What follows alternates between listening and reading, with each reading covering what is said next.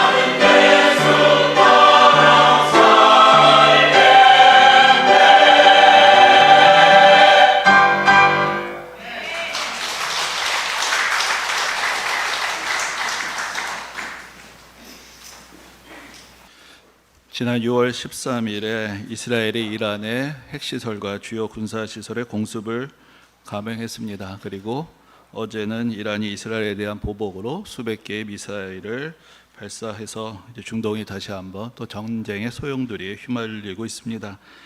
이스라엘과 이란은 그야말로 앙숙지간이라고 할 수가 있습니다. 그래서 이란의 경우에 이슬람 원리주의자들이 사실상 권력을 장악하고 통치하고 있는 나라이고, 그래서 이스라엘과 또 그 뒤를 돕는 미국을 공공연하게 악의 세력이라고 부르고 있습니다. 그리고 적대적인 정책을 이어옵니다. 그리고 이스라엘의 입장에서 보았을 때 최근에 전쟁을 벌이고 있는 이 팔레스타인의 하마스 배후에 이란이 있고, 또 지금 이란이 개발하고 있는 이 핵이 결국은 이스라엘을 위협하기 위한 것이다, 그렇게 판단을 하고 있기 때문에 그동안에도 이전에도 여러 가지 충돌이 있어 왔습니다. 그러다가 이번에 이스라엘이 전격적으로 대규모 공습을 감행을 하면서 이제 더 큰 위기가 벌어지게 된 것입니다. 근데 이러한 상황의 전개를 볼 때마다 우리는 그런 의구심을 갖습니다. 과연 중동의 평화가 올 수 있을 것인가? 또 그뿐 아니라 우리도 늘 안보 문제로 불안한 상황 가운데 있기 때문에 이 모든 것들이 그저 남의 나라의 이야기로만 보이지 않는 그런 상황 가운데 있습니다. 근데 우리가 좀 시선을 멀리 띄어서 지금부터 2500년 전으로 돌아가 본다면 그때 이스라엘 민족에게 가장 고맙고 가장 큰 호의를 베풀었던 나라가 바로 이란이었습니다.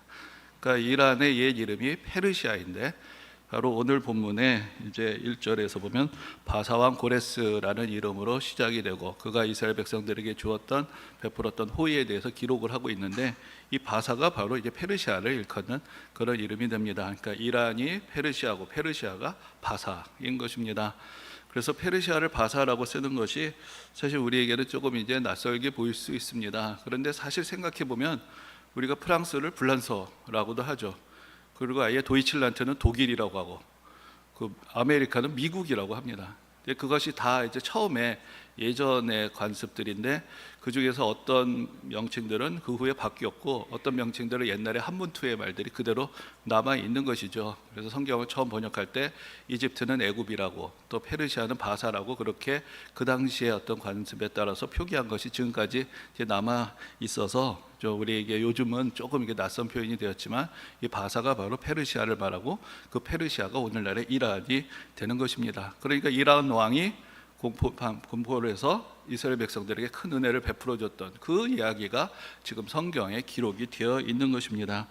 근데 이제 오늘 본문의 내용은 페르시아라는 대제국을 건설한 그 고레스 왕이 자신의 제국 안에 포로로 잡혀와 있던 이스라엘 백성들에게 자유를 주어서 그들의 고향으로 돌아가게 하는 그 조서를 반포하는 그런 장면을 보여주고 있습니다. 그러면 이 백성들은 왜 지금 이 페르시아의 경내 안에 또 구체적으로 말하자면 그 옛날 바벨론 땅에 왜 끌려와 있는 것인가?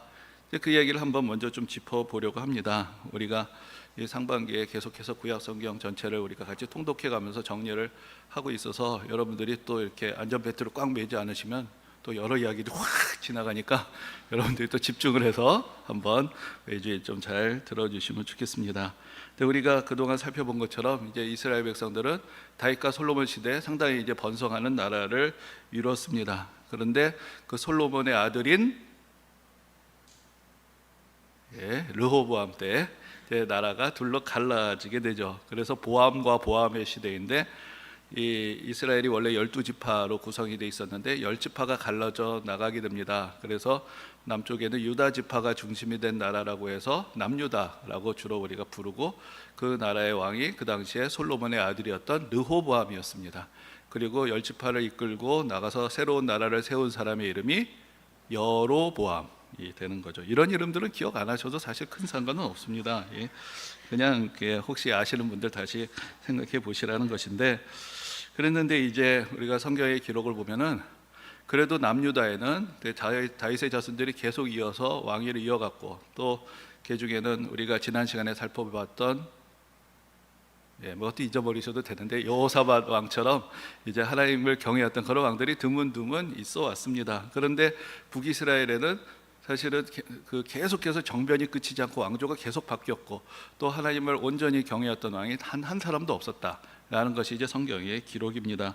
근데 이렇게 이스라엘이 남과 북으로 갈라지고 그래서 서로 간에 또 분쟁을 하고 있는 그런 와중에 이제 세계사적인 대격변이 일어나게 됩니다.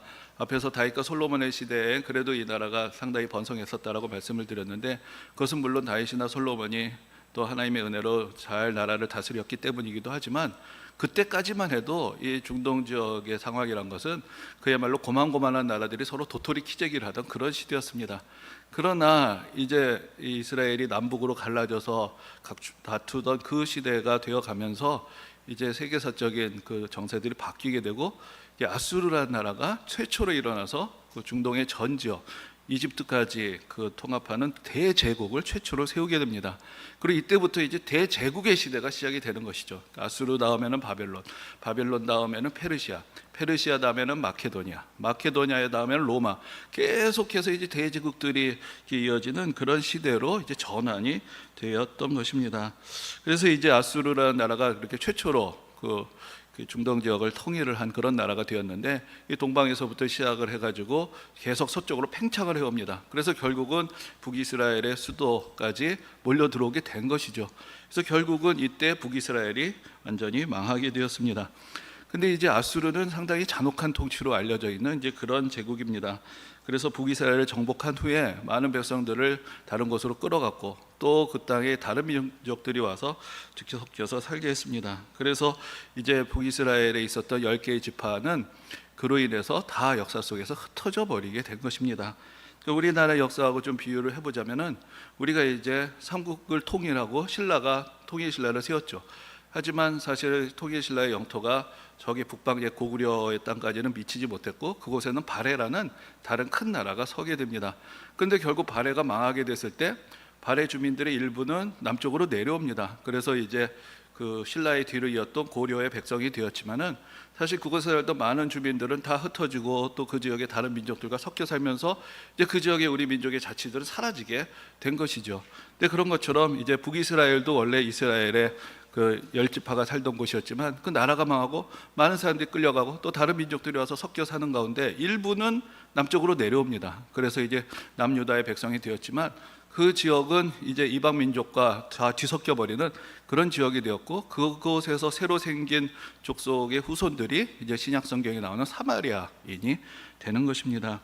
근데 이렇게 아수르가 쳐들어와서 북이스라엘만 공격했던 것은 아니겠죠. 당연히 남유다로도 밀려옵니다. 그래서 북이스라엘을 무너뜨리고 남유다를 공격을 해서 남유다의 수도인 예루살렘을 포위를 하게 됩니다. 이때 남유다의 왕이 히스기야였습니다. 그래서 제가 뭐 계속 드리는 말씀이, 다른 왕들은 다 몰라도 되는데 그렇다고 언제까지 우리가 다윗과 솔로몬만 알 건 아니니까, 다윗과 솔로몬 말고도 우리가 조금 알려면 두 사람은 알았으면 좋겠다. 그 중에 한 사람이 히스기야하고 또 한 사람이 요시야입니다. 오늘 다 등장을 하는데, 이제 히스기야가 바로 이렇게 아수르의 대군이 예루살렘을 포위하고 공격하던 그때 예루살렘에 있었던 왕이 바로 히스기야였습니다.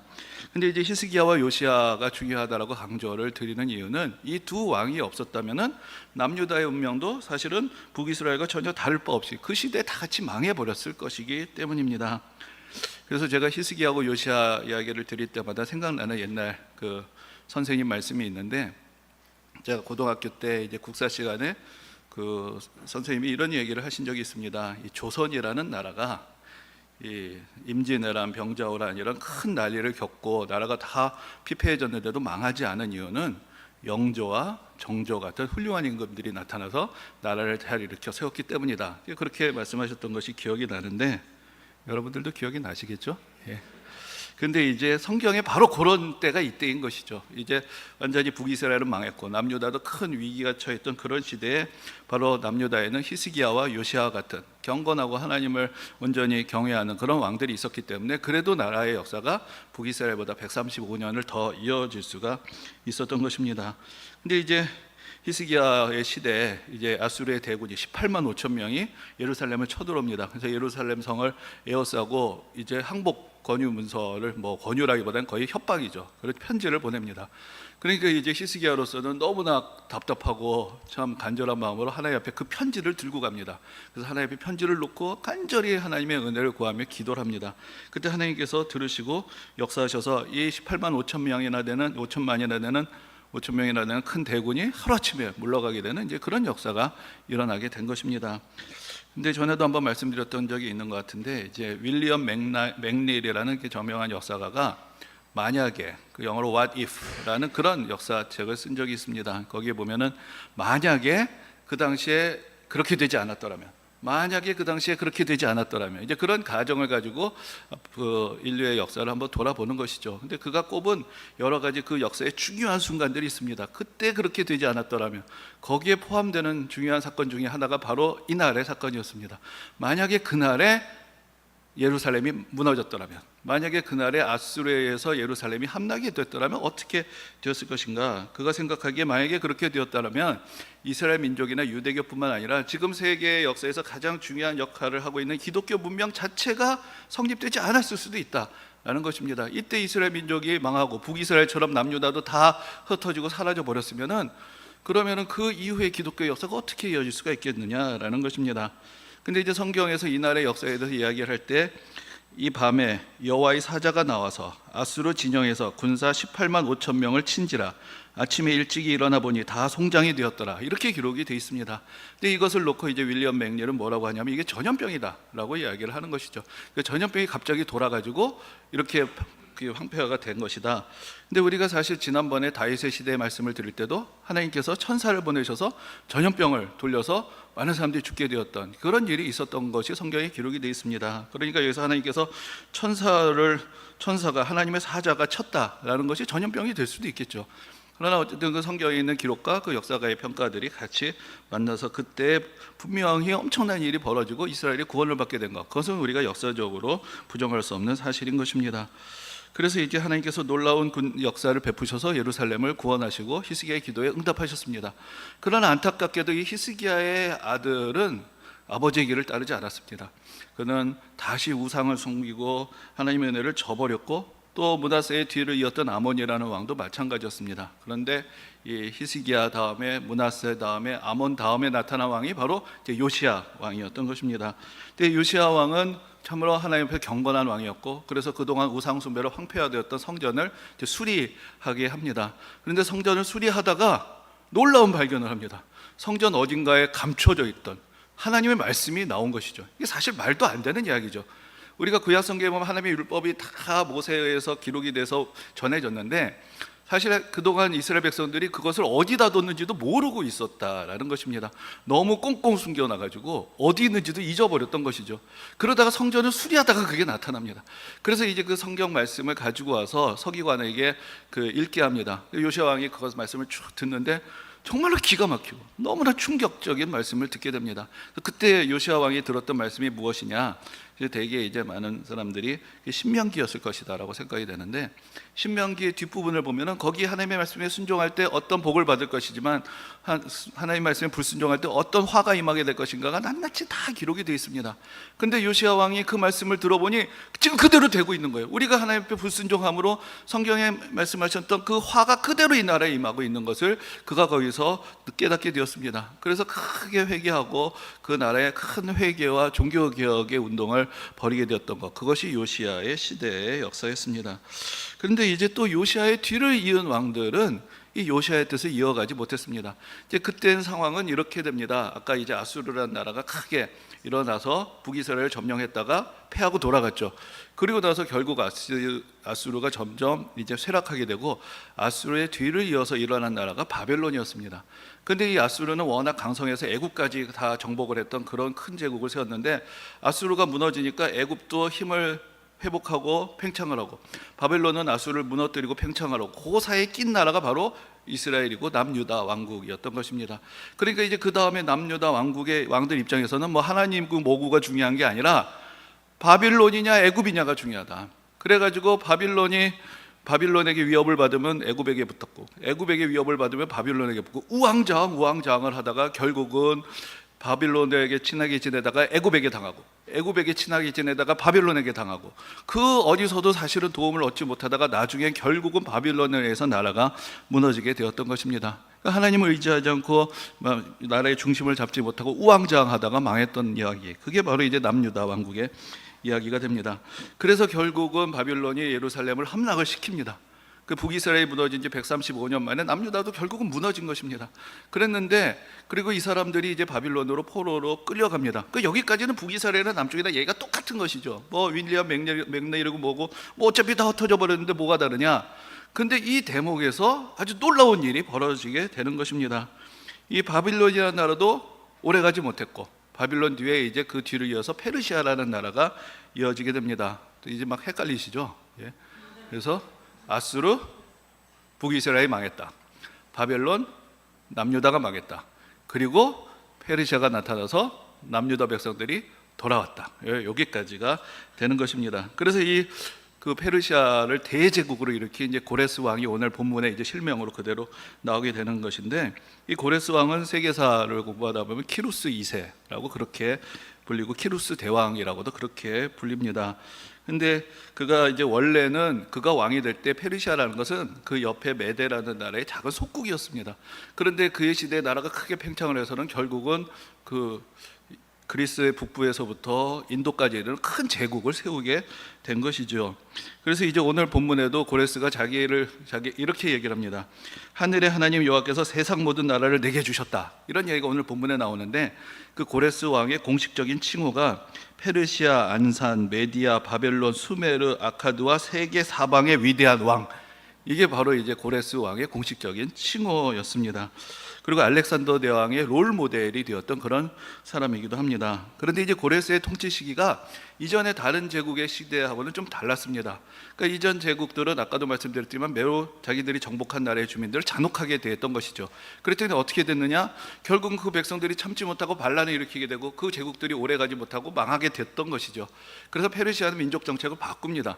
그래서 오늘날로 말하자면 일종의 다문화 정책을 하게 되고, 그 피지배 민족들의 종교하고 언어와 문화를 존중하고 또 어느 정도의 자치권을 주는 이제 그런 제도들을 시행하게 된 것입니다. 그러니까 바로 이런 시대에 하나님께서 이 고레스 왕에게 감동을 주시고 계시를 주셔서 이스라엘 백성들이 고향 땅으로 돌아갈 수 있도록 그렇게 은혜를 베풀어 주셔서 이 백성의 역사가 여기서 끝나지 않고 계속 이어갈 수 있도록 하나님께서 은혜를 베풀어 주신 것입니다.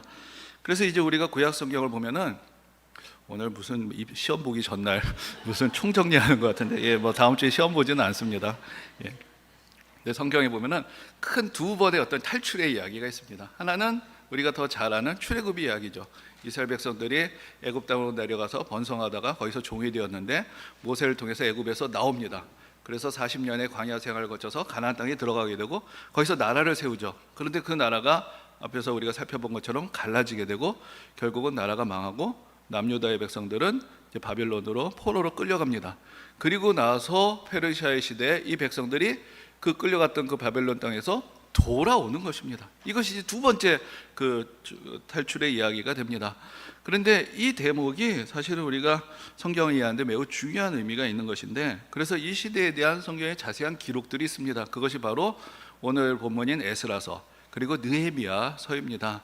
그런데 이제 우리가 성경을 쭉 읽어가다 보면 이쯤 읽어가면 벌써 지쳐가지고 내가 어디를 읽고 있는지 무슨 얘기를 읽고 있는지 막 헷갈리면서 빨리 넘어가게 되는 그런 경우들이 있는데, 우리가 앞에까지 보았던 책이 역대 상하를 보았죠. 근데 역대 하의 마지막 구절하고 에스라의 첫 구절이 똑같습니다. 그것은 무엇을 말하냐면은, 우리가 지난번에 한번 말씀을 드린 것인데, 이 역대기라는 역사책이 언제 쓰여졌느냐? 바빌론으로 포로로 끌려갔다가 돌아온 사람들이 돌아와서 과거의 역사를 돌아보면서 그때까지 이야기를 적었다라는 증거가 바로 여기 있는 것이죠. 그래서 역대기의 마지막 구절하고 에스라서의 첫 구절이 같다. 그것이 이제 역대기라는 역사를 언제 기록했는가를 보여주는 것이고, 바로 이 에스라와 느헤미야의 시대가 바빌론으로 포로로 끌려갔다가 돌아와서 일어났던 일들을 기록한 이제 그런 책이다. 그래서 여러분들이 조금은 기억을 해주시면 좋을 것 같습니다. 그래서 이 바빌론이란 그 출애굽도 중요하지만 우리가 사실 성경에서 기억해야 될 여러 가지 중요한 사건들이 있죠. 일단 성경의 첫 장을 펴면은 뭐부터 나오죠?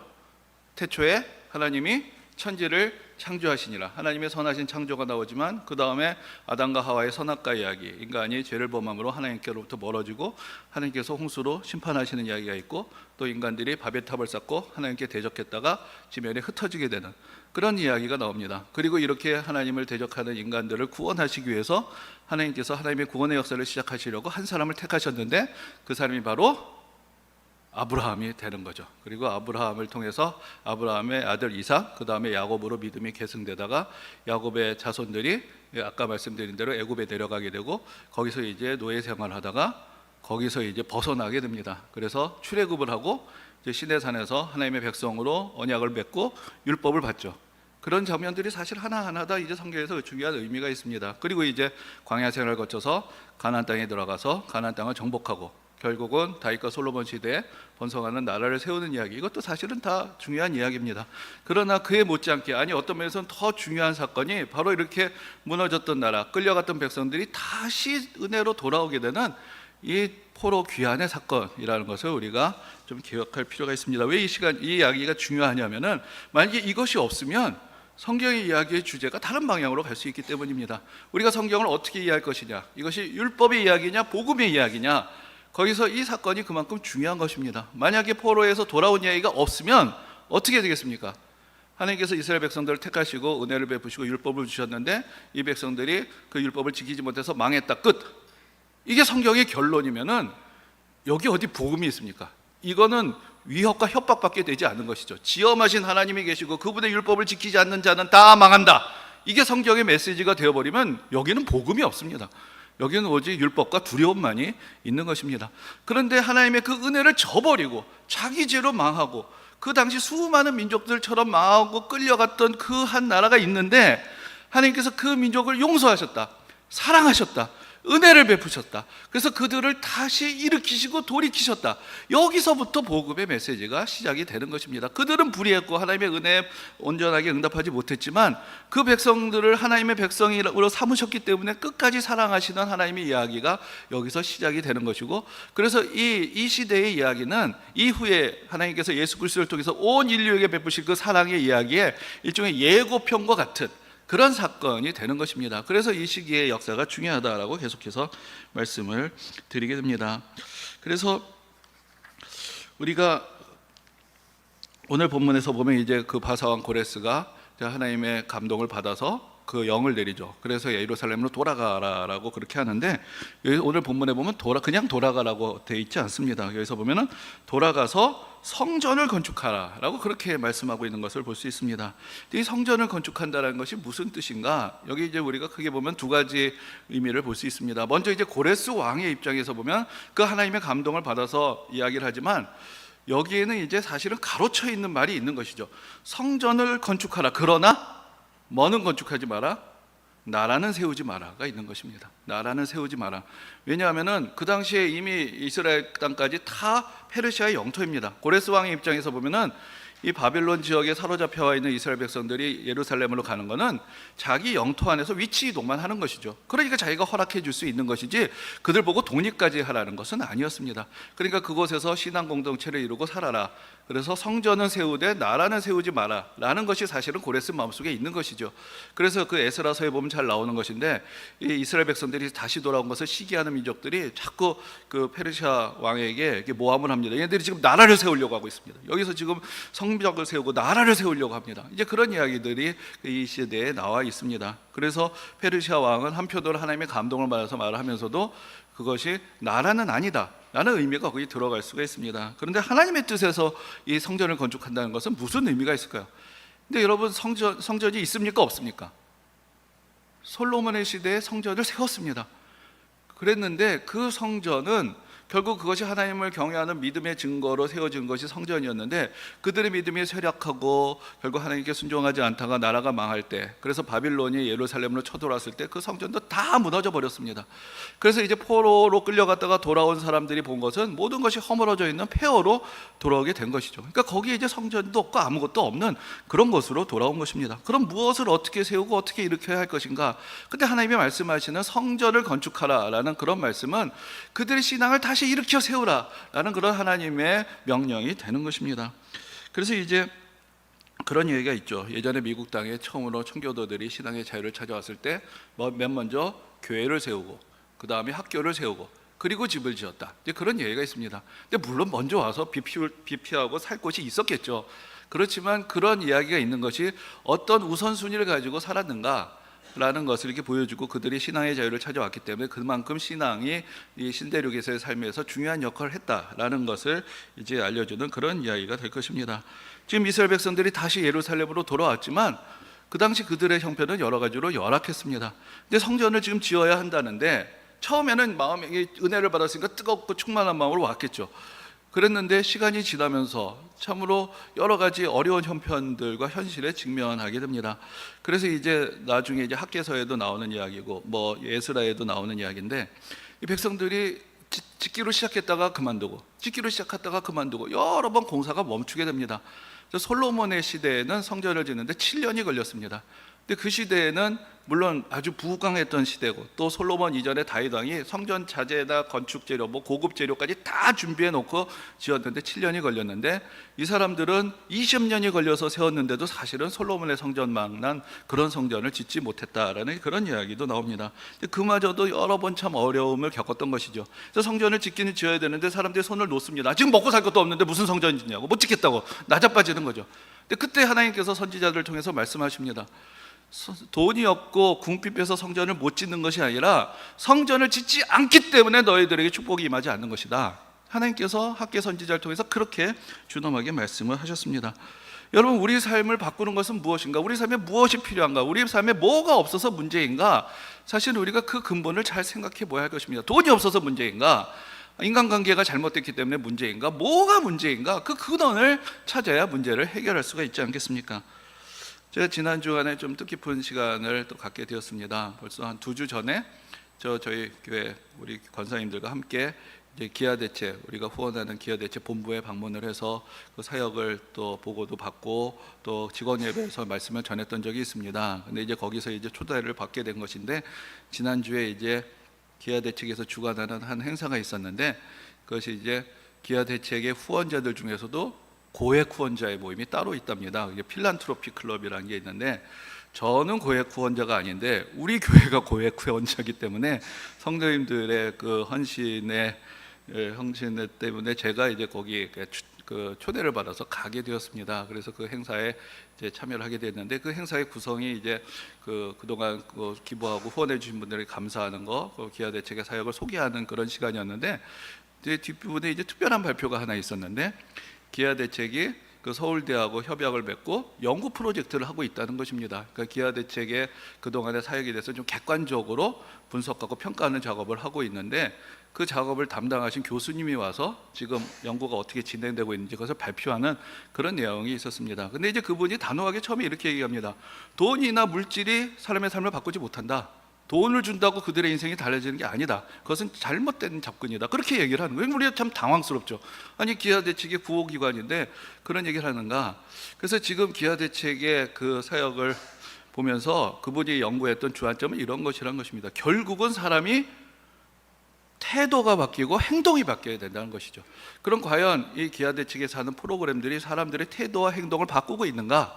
유의미한 변화가 있는가? 효과적으로 사역이 이루어지고 있는가? 그래서 후원자들이 보내는 건 물론 물질과 정성이지만 기아대책의 사역을 통해서 그것이 실제적으로 그 어려운 지역에 사는 아동들의 삶을 변화시키고 있는가? 그것을 이제 그 객관적으로 분석하는 그런 작업을 했다는 것입니다. 그래서 여러 가지 요인들을 가지고 무엇이 그들의 태도를 변화시키는가, 그렇게 조사하고 분석을 했는데, 그 어려운 지경에 있는 사람들 여러 가지가 어렵죠. 그리고 여러 가지 잘못된 습관들이 있습니다. 그래서 공부하라고 아무리 잔소리를 해도 공부하기 싫어서 안 하는 건 아니지만 공부하지 못하게 만드는 여러 가지 장애들을 극복하지 못하고, 또 위생적으로 여러 가지 열악한데 여러 가지 건강의 위생 상태를 개선할 수 있는 그런 태도의 변화들이 필요하지만 그것이 잘 되지 않는다는 것이죠. 그런데 이제 실제로 조사를 해보았을 때 어떤 학생들이 가장 유의미한 태도의 변화를 보였는가? 가장 중요한 요소는 영성의 요소더라 라는 것을 발견했다는 것입니다. 그래서 결국은 그 학생들이 신앙을 갖게 됐는가, 영성의 영향을 얼마나 받았느냐가 이 그래프를 보여주는데 가장 크게 그 변수로서 작용했다라는 것을 보여주게 되었습니다. 근데 그러면서 마지막에 더 흥미로운 이야기를 하셨는데, 본인은 평생 교회를 다녀본 적이 없답니다. 그런데 이 기아대책과 함께 연구 프로젝트를 수행하다가 기독교인이 됐다라고 그렇게 이야기하는 것을 듣게 되었습니다. 눈으로 보니까 객관적으로 입증이 되더라는 거죠. 신앙이 사람을 바꾸고 신앙이 삶을 바꾸는구나. 이 어려운 아이들에게 뭐부터 줄 것이냐? 빵도 중요하지만 복음을 넣어주니까 이 아이들의 삶이 바뀌고 태도가 바뀌더라. 그래서 자기가 직접 연구하고 나니까, 그래서 물론 그게만 있었던 건 아니고 여러 가지 또 주위의 권유와 여러 가지가 있었겠지만 결국은 이 프로젝트를 수행하다가 내가 그리스도인이 됐습니다 라고 그렇게 고백을 합니다. 그러면서 이제 사람으로는 할 수 없을 때 하나님께서는 하실 수 있느니라, 그 마가복음의 말씀을 인용을 하면서 이제 발표를 마쳐서 큰 박수를 받게 되었습니다. 여러분들은 어떻게 생각하십니까? 우리 인생이 무엇이 필요할까요? 무엇이 바뀌어야 우리 인생이 바뀌게 되는 것이겠습니까? 이스라엘 백성들 한때 믿음의 열심을 가지고 아름다운 성전을 지었습니다. 그러나 그들의 믿음이 쇠락하면서 그 성전도 무너졌습니다. 이제 지어야 하는 것은 사실은 눈에 보이는 성전 이전에 마음의 성전을 지어야 하는 것이죠. 그들의 믿음을 회복하는 징표로서 성전이 지어져야 하는 것이고, 그 열악한 상황에서 성전을 짓는다는 것은 그야말로 큰 믿음의 도전이 필요한 것이었습니다. 그러나 하나님께서 원하셨던 것은 바로 그것이었습니다. 너희가 다시 성전을 지어라. 너희의 무너진 믿음을 다시 일으켜 세워라. 그때 하나님의 은혜가 임하고 너희의 삶이 변하게 될 것이다. 그것이 하나님께서 이스라엘 백성들에게 주셨던 말씀이고, 오늘 우리의 삶에도 하나님께서 주시는 말씀이 되는 것입니다. 오늘도 하나님의 선하신 말씀의 뜻을 따라 그들이 하나님의 말씀에 순종하며 성전을 건축하는 믿음의 싸움을 싸웠듯이, 우리도 우리 마음의 성전을 다시 회복하고 하나님을 향한 우리의 신앙이 다시 회복되는, 그러므로 우리의 삶이 변화되고 하나님의 은혜와 축복을 경험하는 귀한 은혜가 여러분들에게 함께 하시기를 주님의 이름으로 축원합니다.